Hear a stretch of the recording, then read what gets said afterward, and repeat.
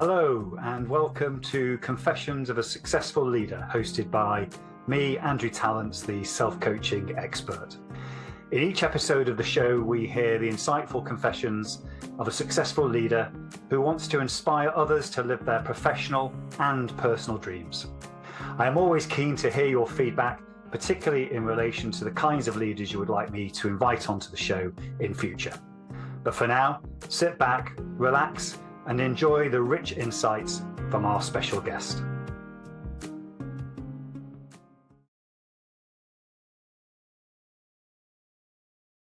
Hello and welcome to another episode of Confessions of a Successful Leader, hosted by me, Andrew Tallents, the self-coaching expert. I'm delighted that Daniel Botero has joined me in the studio today. Daniel, welcome.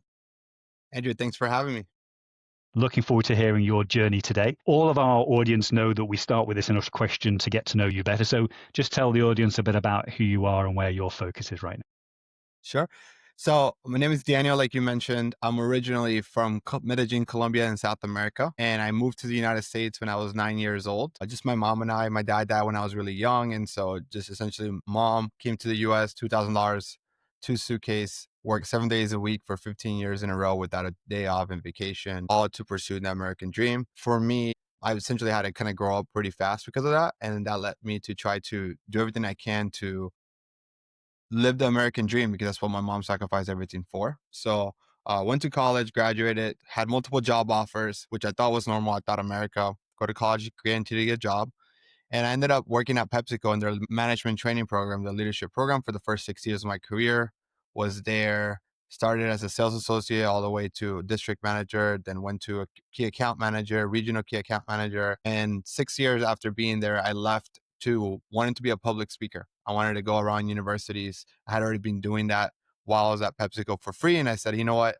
I want to help people get jobs. And I had this idea of helping this brand called Mastering College to Career, and where I would help people get jobs. And quickly realized that it was a lot harder to build a speaking business and a coaching business. Fast forward, after going through savings, 401k and everything else, I figured out how to take my speech, write a book, how to make that book into a program.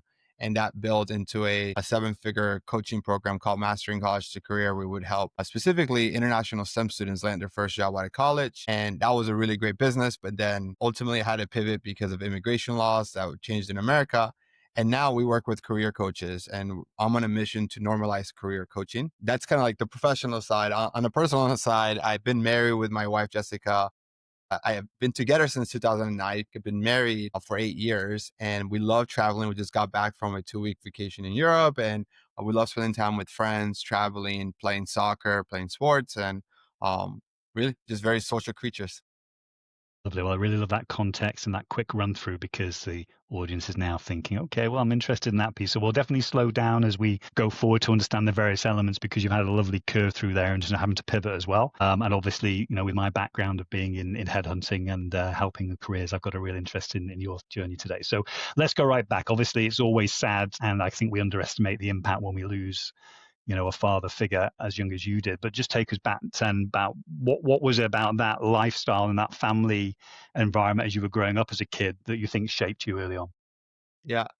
So I don't know if you or even your audience listening to this watched this movie, Slumdog Millionaire, where this really this Indian kid from the slums of a city in India, I think Mumbai, ends up winning How to Be a Millionaire. And the guy thought that he was cheating. And the fact wasn't that he was cheating, is that the questions that he was asking him happened to be, he remembers, because they had to be pivotal moments in his life that just ends up coming to this one moment where all those experiences that seem like nightmares end up being the reason why he wins this show.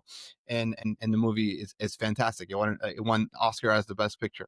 And after watching the movie, I realized that like all of our lives, including my life, is like that. A lot of the darkest moments, a lot of those moments that feel like a nightmare, ends up fast forward and being the way that we look at the world and becomes our competitive advantage. And so kind of went on a tangent there, but to me, I say that because I grew up in what we would say a wealthy family in Colombia. In Colombia, if you're not familiar with it, there's a big income inequality. You either have really rich people or you have poor people. And my family was a wealthy family when 2 3 generations before I was born, 2 generations before I was born, my great grandfather had started this company, one of the largest employers in the city. So his generation built it. The second generation maintained it. And by the third generation, which is my dad's generation, it was going down, right? Like by poor management, laziness, entitlement. And by the time my dad died, which he was trying to turn it around, this is a crazy story, but the family didn't ever saw a world where they didn't have money. And they put everything in the company goes bankrupt. And my dad dies when I was 3. 5 years later, my mom can't continue the lifestyle, and people she cares so much about what people thought about. So instead of sending me to a public school, right, she would rather move to the United States to give me an opportunity and say, I'd rather go to the United States where no one knows me. I can go because I have a travel visa and stay there. Kind of, I was illegally here for 9 years, essentially, right? And sacrifice everything because she cares so much about people's judgment. And then going from being born in a rich family, country club, private school to coming to America, like the American dream. And my mom starts cleaning bathrooms, right? Like starts from the bottom. And now I'm like having to raise myself. I'm home alone since I'm 9 years old, 8 years old. And I'm going to school, walking to school, like all these things that then just builds this work ethic. But again, it's like people like didn't you had like a tragic childhood. Like your dad died, you're in America, like you're living paycheck to paycheck. Your mom's working 7 days a week.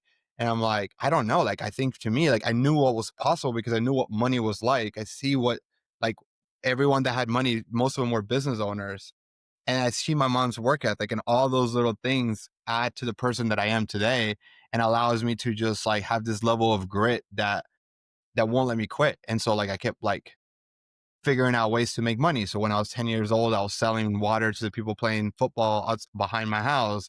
I was selling Lacoste shirts from Peru because my mom's best friend would travel to Peru often, and that's where the factory was, and they would sell them cheaper, and I would sell them from my locker room. Like I always found a way, not because I've been an entrepreneur forever, it's because I always knew business was about solving problem, and I knew that I couldn't ask my mom for money because she's already working at max capacity. And so I think all those things just shape the way that I think and just live.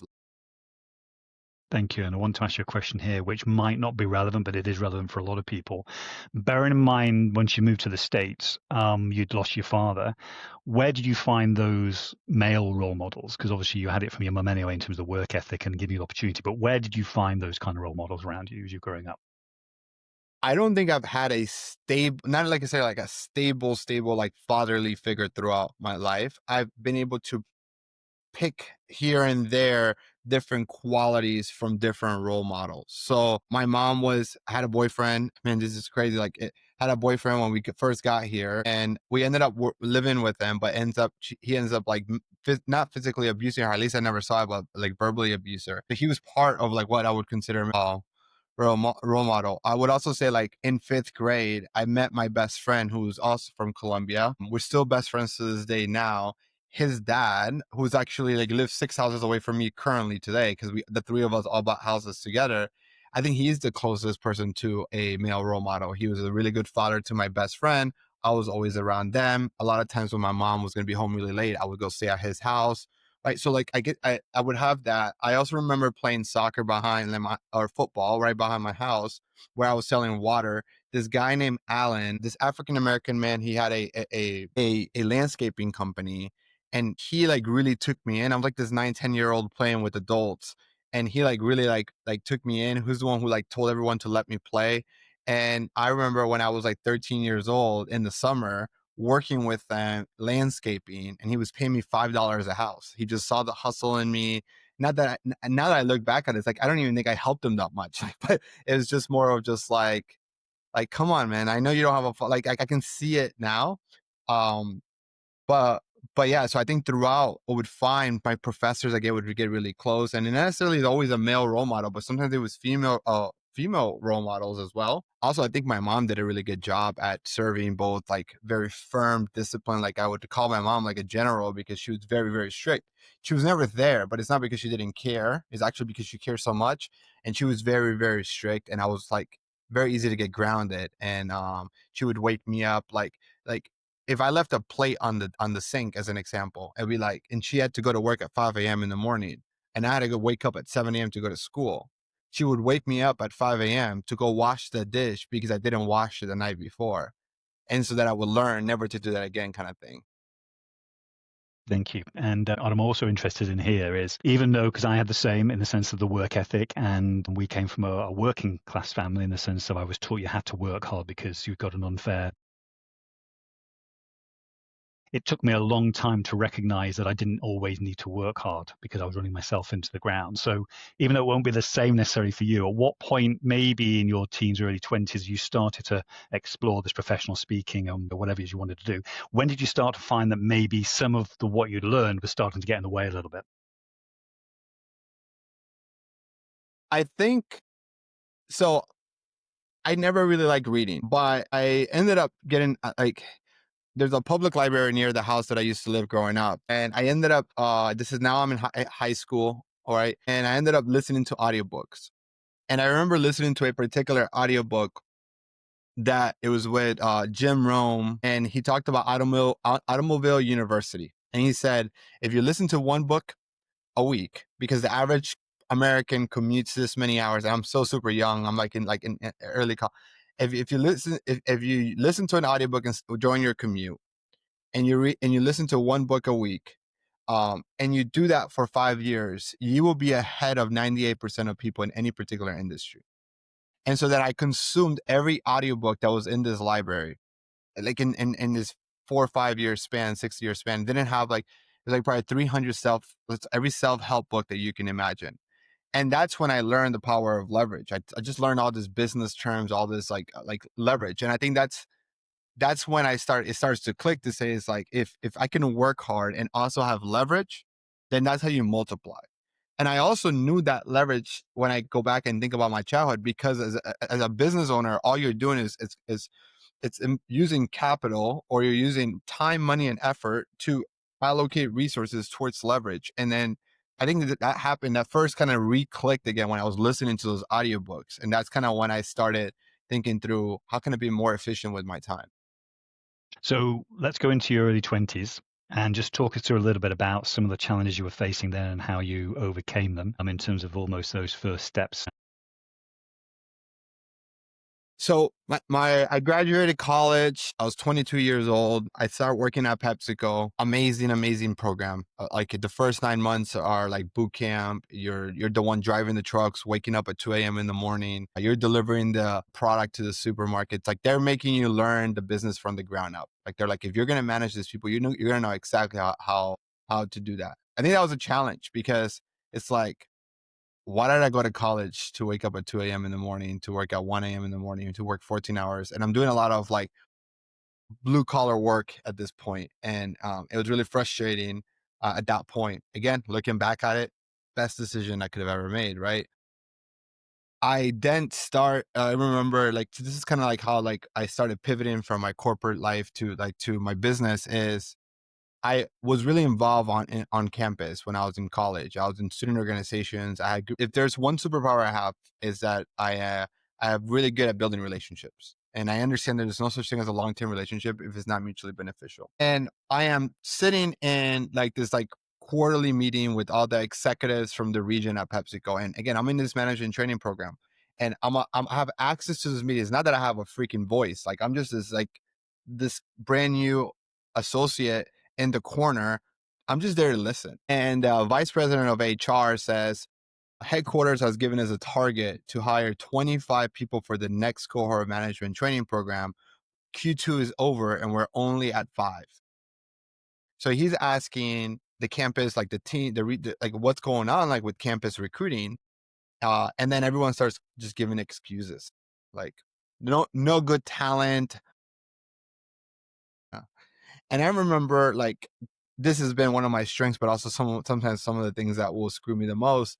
Just raising my hand and saying, "Excuse me, this might be a very stupid question, but I just don't understand how PepsiCo, this amazing management training program that you guys have, how can you not get within this whole southeastern United States, right? Like 1/4 of the United States, you can't tell me that you can't get 25 people when there's over 500,000 people that graduate every year. And it doesn't matter what major you went to. It's not like this is like an engineer that you need to like, it's like You could be an engineer, you could be in finance, it doesn't matter. The major doesn't matter. They care more about like, do you have a degree? And then do you have like this like leadership, work ethic qualities?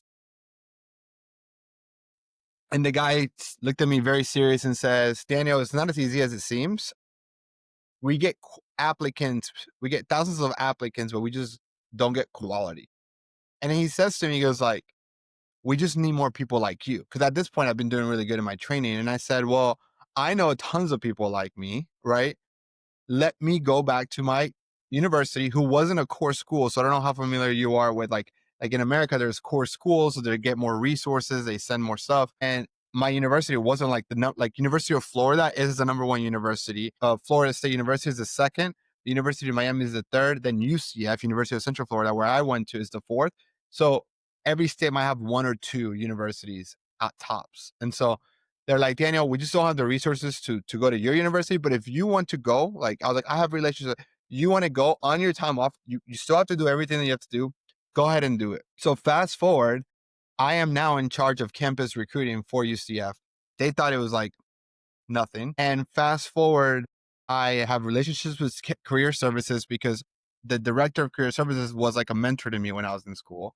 The College of Business was great relationships. All the student organizations that I was part of, I was hosting these events on how to get a job at PepsiCo. Again, I'm speaking on how to get a job at PepsiCo, not because I'm a public speaker, but I'm just like trying to recruit. I'm just trying to do a good job. And by the end of the year, like 8 out of 25 come from this non-core university without any resources. Like I didn't even have money to buy pizza for the events.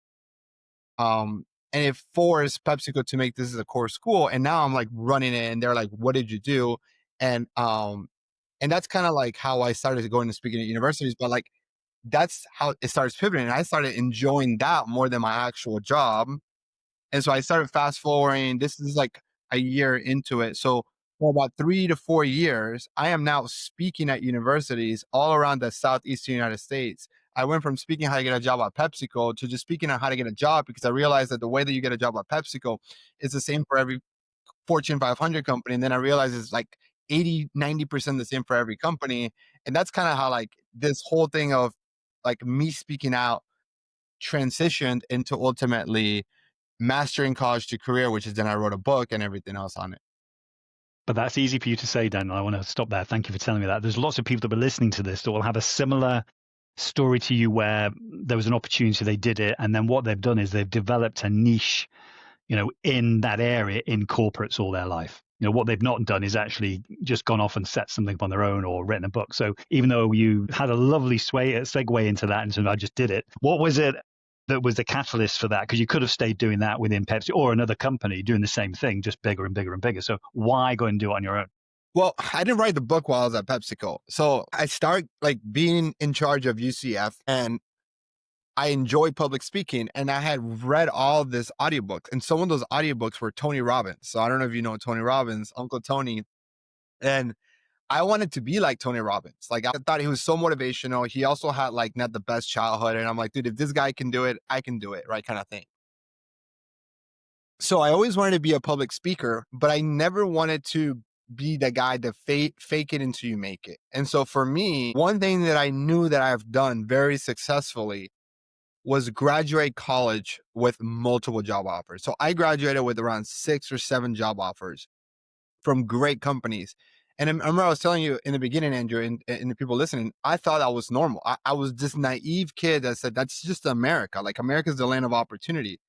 But as I started, I was the first one of my friends to graduate. I didn't know that I graduated in 4 years because that's what I thought what you're supposed to do. But in America, the average person graduates in 6. So as my friends start graduating in 5, 6, 7, 8 years, and I started seeing that they weren't getting jobs because over 2/3 of people in America graduate without a job lined up. So the majority of people don't have a job when they graduate. I am thinking, I'm like, wow, like what I thought was just the norm because I'm just naive and I will work. Because if I think that's the standard, I know it's doable. I'm going to just work hard. Is this level of like naivety? And I think that's what, like, for me was like, okay, now I realize that I can speak on this thing because 1, I did it, had 6 job offers. 2, I then spoke on how to get jobs at PepsiCo. And then we made this school into a core school. And like PepsiCo's like, how the heck did you do this? And I'm like, I just spoke from my heart, and I'm just a case study of like why PepsiCo is so great. And I'm speaking with this level of conviction of how awesome this program is and how I was able to buy a house a year after I was there, because I graduated college making 3 times more than my mom was making. And it's like, so like you can't fake a story like that. And so you're speaking with this level of conviction. And so I started out speaking and saying, let me help. Not everyone should work at PepsiCo. It's a great organization, but not for everyone. And so those little things, I just realized that again, it's very easy to look back and connect the dots. Exactly. And that's the point that you're saying. And again, this is why I referenced the movie Slumdog Millionaire. It's like the dots connect. Steve Jobs calls it. All the dots connect only backwards when you look backwards. And that's like those points that I'm saying is like, I graduated with multiple job offers. I was then really did good job on recruiting, understood the whole recruiting process. Then I realized that the way that you get a job at PepsiCo is the same way with every company. And then I spoke at 200 places before I had the courage to quit my 9 to 5. I remember it was May 5th, 2018, to say, I am going to go to all these universities that I've spoken for free. And now I just knock on their door and charge them. And that was like, well, at least my belief. It wasn't that way. Yeah. Good. Well, the two things there, because I set my own business up in 2017. And you're right, there are many people out there that have got something within them that says, I've got to go and live this because I know I can do it. I've got this thing. And then some people don't, some people do, and it doesn't work out for people. So just talk to us about that bit. It didn't work out as you thought it might. You tried it, and then, but you'd still gone on your own. So just talk about the next sort of 2-3 years about what happened there. So May 5th, 2028, I quit PepsiCo to go and start to be a public speaker. So summer, I am just preparing. I'm kind of like enjoying summer. I'm planning for fall being the big recruitment area. I go and call all these universities that I had spoken to for free for the last 2-3 years. And man, that was a humbling experience because they're like, I don't have a budget. And I think it's like I thought I was really good, and I thought they were hiring me for me, but a big part of it is they're hiring me because have this backing of PepsiCo, because I was able to get them jobs, and like I can still get them jobs at PepsiCo because I still have all these connections, but it's no longer Daniel from PepsiCo. It's Daniel, this mid 20-year-old kid trying to speak or something like that, right? And I remember, again, I think for me, now I look back and it's like I understand the play. It's like if I have a goal, the best way to achieve any goal is to learn from someone who's done it. And so at this point, I want to be a public speaker. So I started going to learn how do I become a public speaker. Someone in my network, very good at relationship building, said, you need to meet this woman named Frances Rios. She's a public speaker. She just moved to Orlando from Puerto Rico. I met her, got lunch with her, and she's like, I'm going to Tampa to the National Speaking Association Club. If you want, and we can ride together. I have to go get a rental. She hadn't bought a car. She had recently moved. I'm like, I have a car. I'll pick you up. And so I got to meet her, and I said, after like driving for 2 hours, going to the event, driving back, I told her all my goals and what I want to do. And she's like, I'll mentor you. And one of the things she told me, she's charging $10,000 a speech. And I'm like, man, if I do that once a month, like I'm good, right? She says, like, you need a book. So, Andrew, I take about 6-7 months to write this book. She's like, put all your speech into a book, right? Like you have the core. Now let's create chapters and stuff like that. So I write this book thinking that I'm going to be an author. I'm going to make tons of money selling books. Like, and now with a book, the schools will book me. Like the book will give me the credibility I need to get booked. Well, unfortunately, that wasn't the case. I wrote this book. Again, I launched it, and she's like, just go speak for free again. They're going to buy the book. In exchange of you speaking for free, they're going to buy this book. The book is going to hit the algorithm. And I'm like, fantastic. So then I meet her like around December. I write the book from like December, January, all the way down to like June, July. I then launch it that fall, right? It become a best-selling author, right? So now it's like fall of 2019.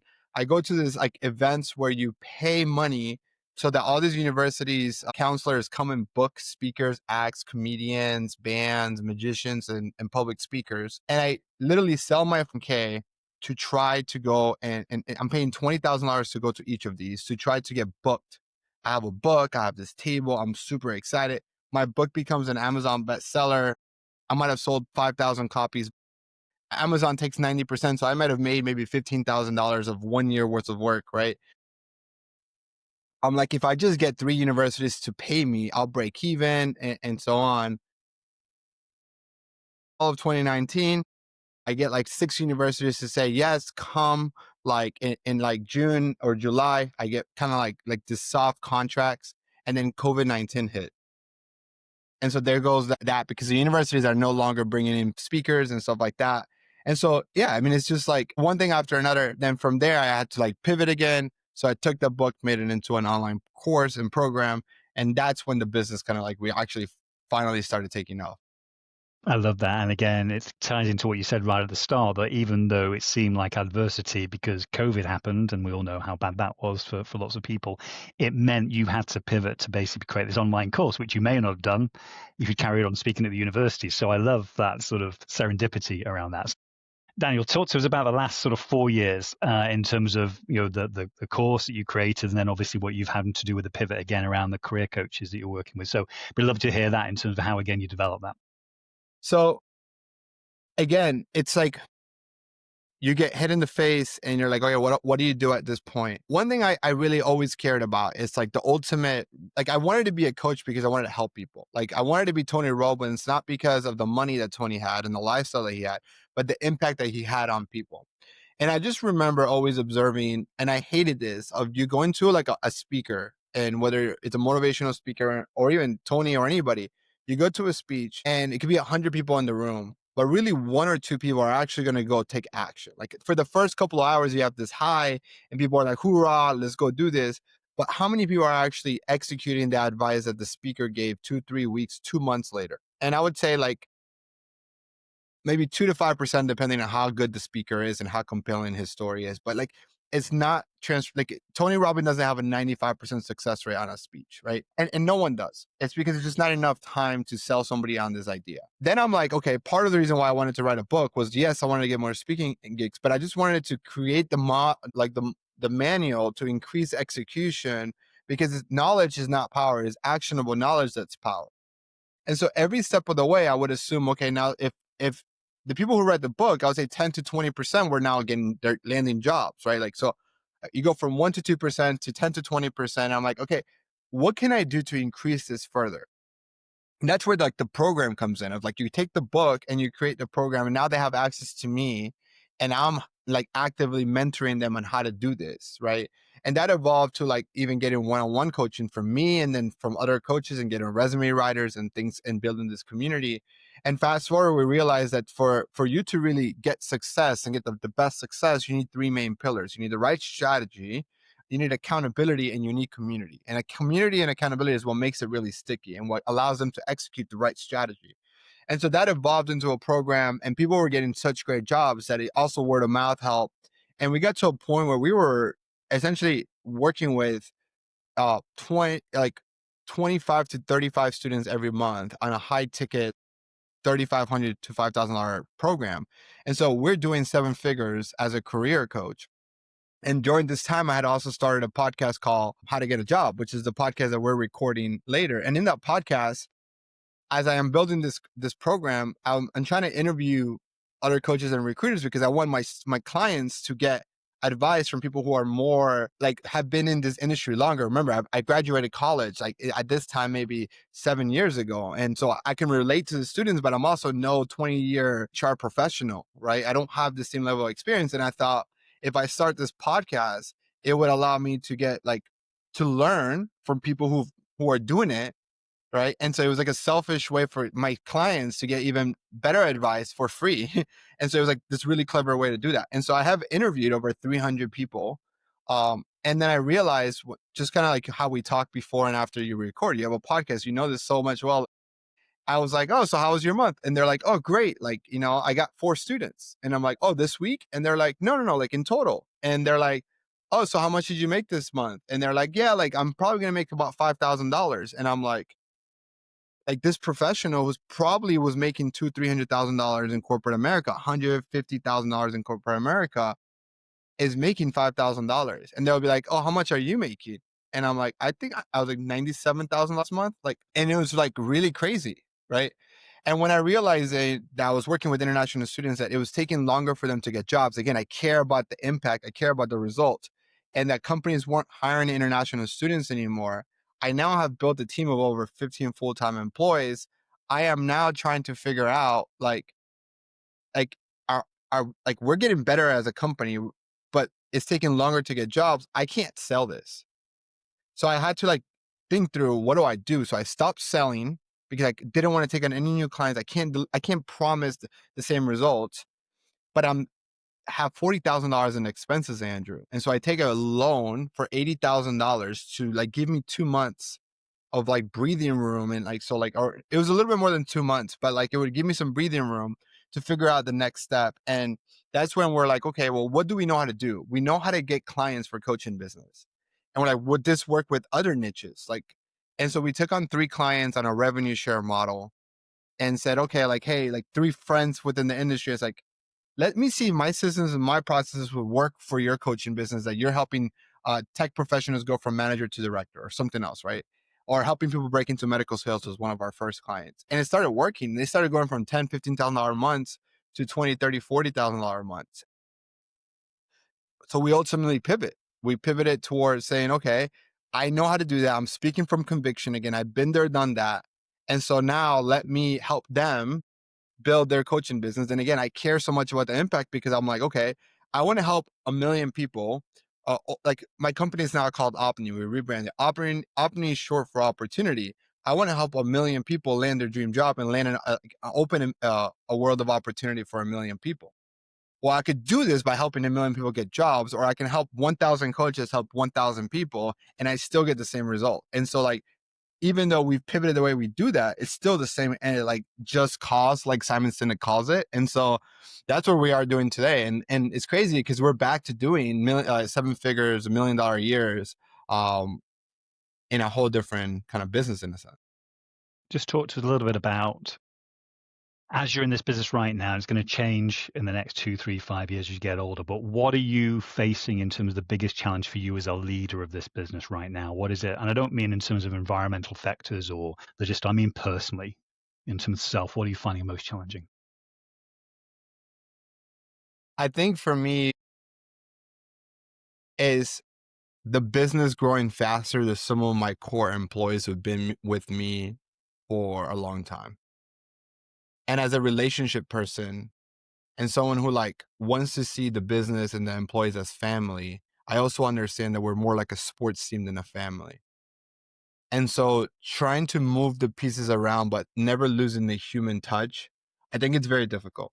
It's very, very difficult. Also understanding how we could cut costs because we could do a lot of other things with AI, not losing because we have this core values, and one of our core values is being relentlessly people focused. So I think that's difficult, because I know I could be more profitable, but I'm not, right. And I think that's a challenge. Like I think like, but I think for me, I learned there was a period of time where I was being advised by a mentor. Again, people like, there's so many different ways to run a business, but he's like, you can't have to be friends with your employees. And I was like super cold with them. It wasn't me. And I'm like, this isn't fun. And I just miss like, most of my team is younger than I am. They're like, I hired them right out of college, and I've trained them, and we grew up together. We have grown up together. And for me, that's actually some of the best parts of the business, but that's the challenge. It's like, sometimes the business or people don't grow as fast as I'm growing or the business is growing. And it's difficult. Like right now I'm hiring for a marketing manager, and I am not firing our current marketing manager, but I had a really difficult conversation. Say like, I'm going to hire someone, and this is going to be an opportunity for you to learn from someone who has a lot more experience than you. But I want you to still be here, but just understand things will change a little bit. And I won't change your pay. Like I'm not going to change your pay, but just know you're going to have to report to someone else. And that was hard. It's hard. Thanks for being honest about that. And it's definitely something that I come across a lot in my work. One final question for you, which is important for everyone listening to this and watching this. Because of what you're doing right now, and because of that passion you have to help 1,000 coaches help 1,000 people with their opportunity, what's the best way for people to find out more about you and get in touch with you? LinkedIn. Yeah, I've just Daniel Botero, search it on LinkedIn, and you will learn a little bit more about me through just going to my profile page. And if you want to talk, just send me a DM. Excellent, Daniel. Well, I've really enjoyed listening to your story today, and from where you started, and obviously all the hard work of your mum, and then you yourself and the grit, and having to pivot a number of times. It just shows the audience that when we face adversity, there's always something around the corner, and these dots that you talk about, when we look back, are always there for a reason. So I really appreciate your time today. Thank you. Thanks for having me. I hope you enjoyed this episode of Confessions of a Successful Leader. You can access all previous episodes of the show at confessionsofaSuccessfulLeader.com. If you are interested in finding out more about conscious leadership and self-coaching, just type in Andrew Tallents into LinkedIn or your favorite browser, and you'll find my contact details and all the content that you need.